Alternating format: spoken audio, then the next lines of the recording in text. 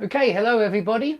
We're going to look again at how to improve our English, how we can speak better, or more persuasively, or more beautifully. Just try and get the lighting all good. That looks about right to me. I don't know if we've got the bottom of the board in there. Hopefully you've got everything in there. Can everyone see everything? I don't think anyone's here yet, actually. But hopefully, can you all see everything? Can you see the whole board? Is top to bottom there? So hello to Marvi in Turkey. Can you tell me, Marvi, is the whole board in focus? Can you see everything? Is it all nice and clear? I'll assume that it is. So all perfectly visible. Excellent. Thanks, Alessandra. So we're going to be talking again about how to improve our English. Hi to Alessandra in Italy and hi to Marvi in Turkey. So how can we improve our English? Well, I want to show you today that a lot of it is about parallel structure. I've got a lot of videos on parallel structure, so please watch those videos if you're interested in what parallel structure is. I wasn't taught it at school either, if you weren't. I learned about it probably about 5 or 6 years ago. And so I spent a long time teaching English to foreign students without having heard of parallel structure. But it's actually really good, it's really interesting, and it's really useful if you want to analyse literature, for example. And I took English literature right the way to degree level, and nobody ever mentioned parallel structure, and to me that's astonishing because it's so useful for literary analysis, and it's also useful if you want to improve how you speak and how you write. So how to improve your English number 3. I've just put a load of quotes on the board today. We've got one from Poe, one from Thomas Paine, one from Margaret Mead, one from William Blake, one from Nietzsche, one from Plato, one from Franklin, one from Churchill, and a load from Shakespeare. Now, most of them are English, but there are some foreign speakers there. Plato was obviously writing in Greek. You can hear me and see the whole board clearly? Excellent, Anna. Fantastic. So Plato was obviously writing in Greek, Nietzsche was obviously writing in German, and Kierkegaard was writing in Danish, if memory serves, I think. Was he a Danish philosopher? I think he was. So they were writing in different languages, but I want to show you that doesn't matter. When you translate what they said, it still sounds beautiful in English. And it's because parallel structure exists in all languages. I'm sure that it exists in your language too. So I hope that today's lesson can even help you speak better in your own language if you focus on parallel structure. Okay, so we're going to start with Poe.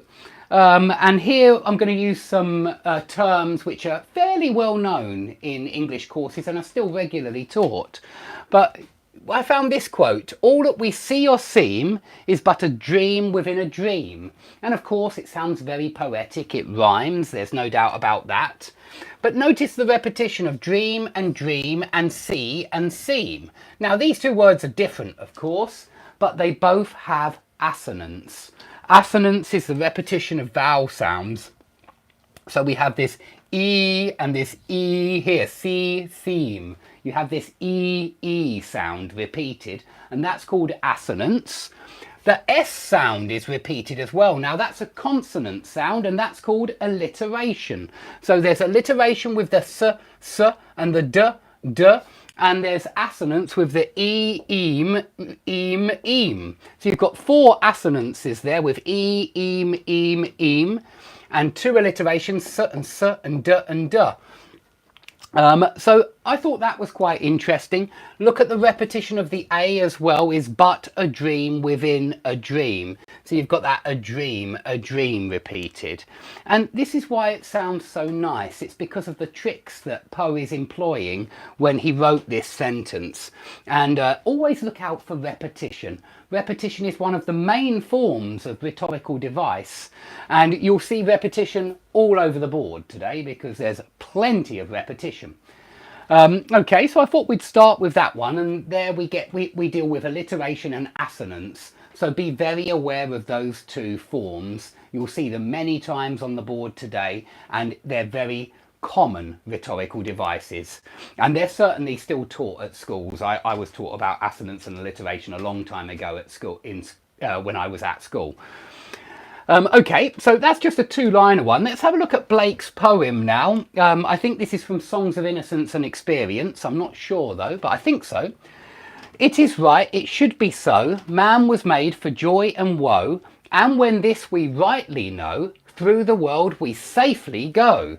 Look at that lovely adverb there and that adverb there. I particularly liked those two adverbs. They felt very beautiful to me. They sounded very beautiful to me. And it reminded me of the lesson that I did recently on flat adverbs. You can see that in the past they very often put right in the rightly form, and this is certainly how he's using it here. And when this we rightly know, through the world we safely go. So I particularly like those two adverbs in that part, but do notice the structure of the whole lot. It is right, it should be so. There's two parts there. It is right, it should be so, and we've got repetition of the it. And notice that we've got right here and we've got rightly here. Okay, so very often we'll see this kind of repetition going on. Now, for those of you that know this poem, you'll know the next part as well, which is very famous. It's every night and every morn, some to misery are born. Every morn and every night. Yeah, notice every night and every morn and every night. He's repeated it, but he's flipped it round. So every morn and every night, some are born to sweet delight. Now there's the repetition of the some are born, yeah? Every night and every morn, some are born. But every morn and every night, some are born to sweet delight, yes? Some to misery are born, sorry, that's the first part. So every night and every morn, some to misery are born. Every morn and every night, some are born to sweet delight. Some are born to sweet delight, and some are born to endless night. Look at all of that repetition of the some are born, some are born, some are born. And he switches it round. He says every night to every morn to every night. He's constantly doing that in his poems, William Blake. He's switching things round. He's reversing the order of the words, much like what we have here with some rise by sin and some by virtue fall. Yeah, rise by sin, by virtue fall. So we've got verb and then the by sin, yeah, rise by sin, and then the by virtue, and then the verb by virtue fall. It's a similar thing. It's quite poetic to suddenly reverse the structure like that. So Blake does that quite often, and do notice the repetition of the elements. It's really common in Blake and in all poetry and all interesting literature and interesting speaking as well. Now we'll look at this one here. Always remember that you are absolutely unique, just like everybody else. This is Margaret Mead. Now notice the contrast here between unique and just like everybody else. Yeah, you're the same as everybody else, and yet you're different from everybody else. And she's made that contrast beautifully in this sentence, and it makes perfect sense.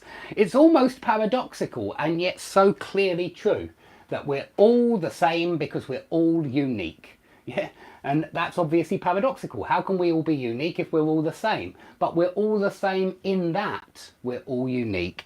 And so I thought that was a particularly nice sentence. And it shows you, I don't think there's so much going on here with the repetition of elements or anything like that, but there's a direct contrast between unique, like everybody else. And those interesting contrasts always make for powerful sentences, powerful language, powerful literature. Okay, let's come on to Thomas Paine. The world is my country, all mankind are my brethren, to do good is my religion. Now, the reason why this sounds nice is the repetition of my noun, my noun, my noun. Yeah, each time he's got my and then a noun, my and then a noun, my and then a noun, and he's always got the verb to be in the middle, okay? And obviously he's got the subject of the sentence here, and we've got determinate noun, and then we've got something different. To plus infinitive and an adjective, yeah, to do good. Or perhaps an adverb, actually, even though it doesn't look like one. It's a flat adverb, I suppose, to do good. Yeah, notice that the subject does change slightly for the last one, but still it sounds very nice. It really does sound good. So that's from Thomas Paine. Kierkegaard here has got some very good parallel structure. Life is not X, but Y. And I find it very useful to think in terms of X's and Y's for parallel structure. Now, look how balanced his sentence is. A problem to be solved. So he's got a noun and then passive infinitive. And then he's got a noun and passive infinitive. So he's repeated the same structure for the not X, but Y, which is why it sounds so beautiful. And I'm sure he did something like that in Danish, although I've got no idea what the original looks like. I'm sure that he'll have something like determiner, noun and passive infinitive, determiner, noun and passive infinitive. But that's why it's good. Okay, we've got one from Churchill now. Success is not final, failure is not fatal, it is the courage to continue that counts. Now, the rhythm in this is really nice. It's very nice. Look at the noun is not noun is not adjective. Yeah, success is not final. It's not your final success. Success is not final, failure is not fatal. So we've got noun is not adjective. Noun is not adjective. Twice repeated. And notice that success has got 2 syllables. Failure has got 2 syllables. That's why it sounds nice. That's why there's good rhythm there. You've got, and final is 2 syllables. Yeah, fatal is 2 syllables. So this is why it sounds nice. And especially with the repetition, I suppose it's assonance again, of the ul sound. Yeah, success is not final, failure is not fatal. This is why it sounds nice, because of the repetition of that sound, the assonance of the sentence. And what about the second sentence? It is the courage to continue that counts.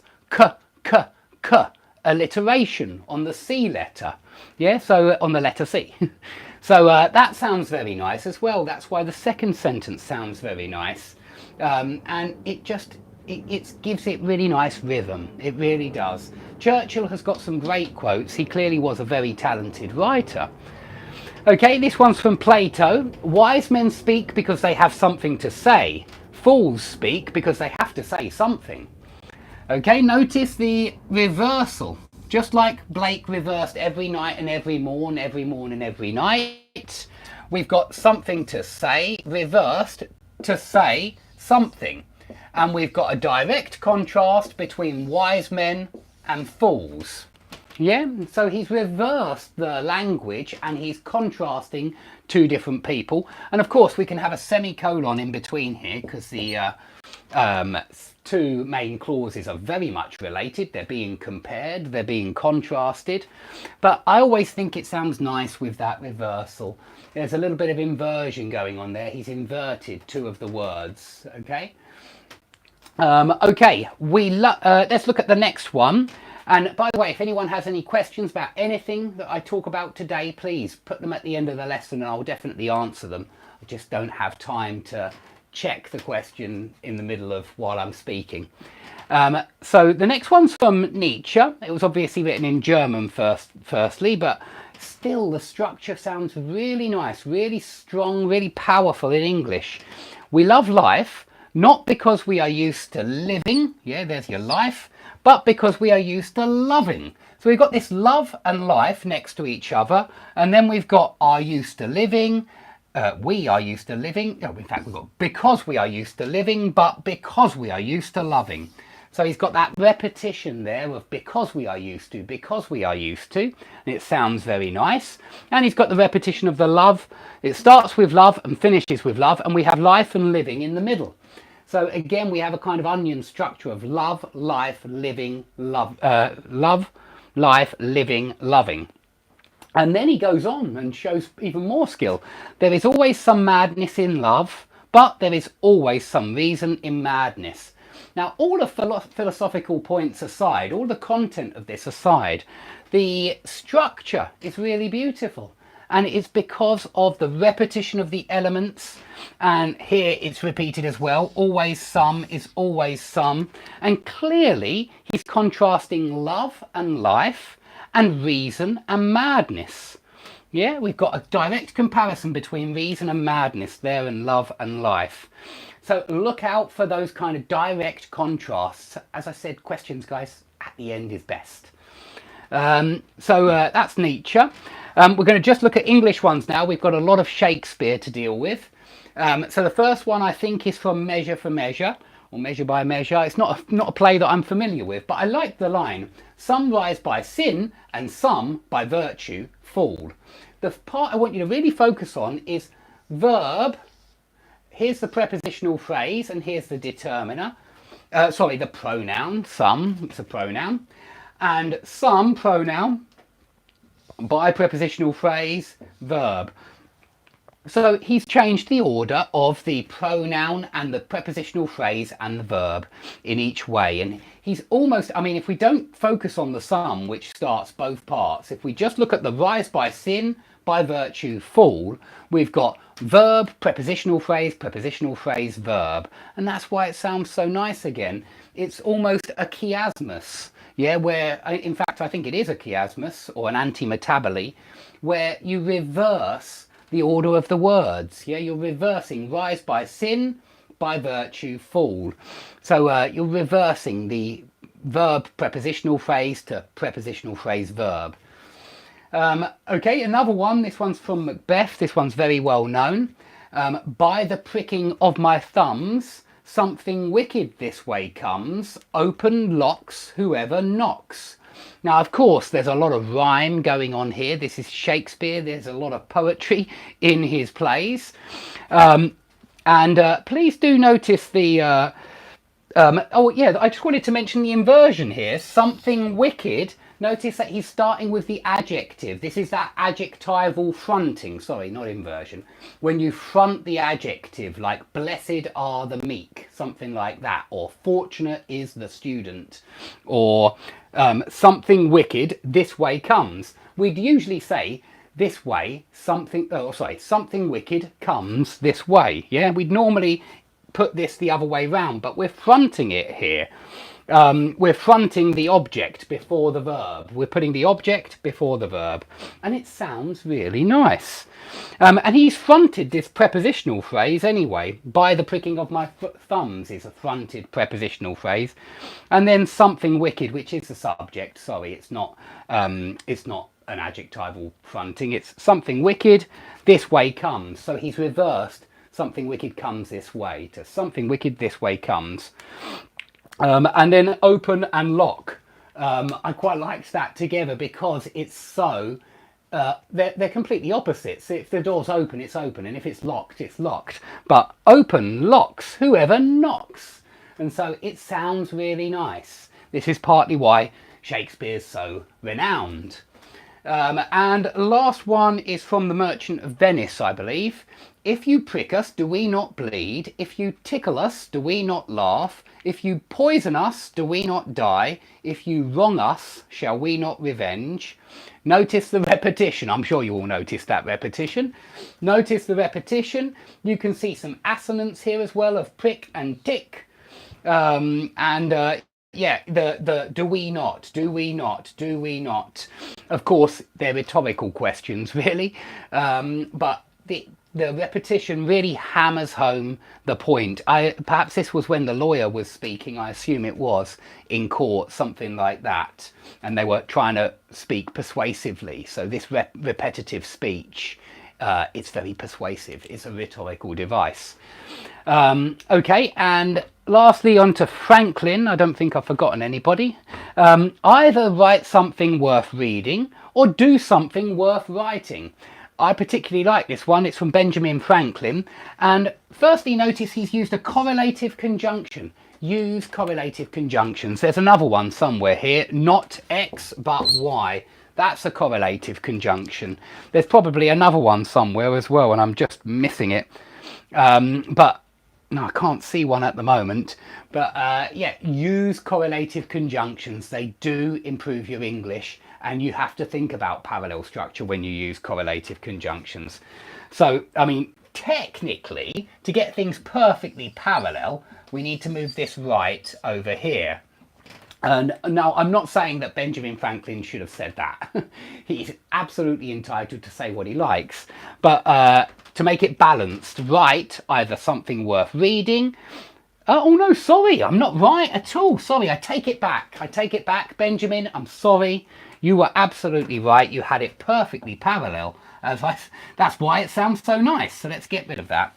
Either write, yeah, verb, something worth reading, or do, verb, something worth writing. So it's either verb, something worth reading, or verb, something worth writing. This is why it sounds nice. Again, it's the parallel structure with the correlative conjunction. So look out for these things in the quotes that you hear. I'm not really interested in the ideas, the content that these quotes are trying to put across today. I'm interested in why they're such powerful quotes. And I believe that it's at least partly because of the excellent use of language. Okay, they're using really interesting devices and techniques to put their ideas across. And that's why it's done so powerfully. Okay, now is a great time to ask questions if anybody has questions, but usually everybody goes quiet at the end when I say now's the time for questions. Okay, I'm glad. Thanks, guys. I'm pleased that you're enjoying the classes. Yeah, the classics are fantastic, and back in ancient Greece and ancient Rome, they loved parallel structure. They knew exactly what it was. They studied it. They taught it to their pupils. And so parallel structure's been around for a very long time. And whenever you read those old quotes, you can see it. Yeah, philosophy is going to come soon. When I've finished reading Spinoza's Ethics, I'll try and do a video on Spinoza, because he's my favourite nowadays. Okay, I'm really pleased that you enjoyed that class, Alessandro. Thanks. Hi, Umesh. Not sure where you are, but hi, Umesh. Yeah, Spinoza's the one that I really like. Personification is such a simple concept that I'm not sure it would warrant a whole class. It's simply when you personify an inanimate object. Okay, so when you make a person out of an inanimate object. I don't think there's much else to say about it. I mean, it's everywhere in literature, and yes, it's a very common rhetorical device, but personification is not the... I don't think there's any complications involved in personification. Okay, so yeah, philosophy videos will come soon. I might even do some science videos soon. I would like to. But I'm going to do a few more on rhetorical devices and certainly how we can all improve our English, because there are lots of different things we can do every day to improve our English. Okay, thanks everybody for watching. Please click like, click subscribe, and I hope to see you all soon.